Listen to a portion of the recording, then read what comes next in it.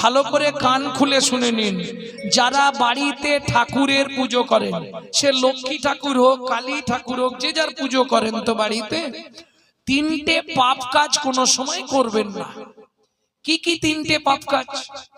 কোন সময় কুড়ি ফুল তুলে ঠাকুরকে দেবেন না। যারা আমার ইউটিউব শুনে তারা নিশ্চয়ই এগুলো জানে। কোন সময় ৩-৪ দিনের বাসি পচা ফুল ভগবানকে দেবেন না। ২, ৩ নম্বর, যেটা আপনারা সব সময় পাপটা করেন, এটা করবেন না। সকালবেলা হাঁটতে যাবার নাম করে লোকের কাছে ফুল চুরি করে ঠাকুরকে দেবেন না। কি হলো, হাসছে কেন?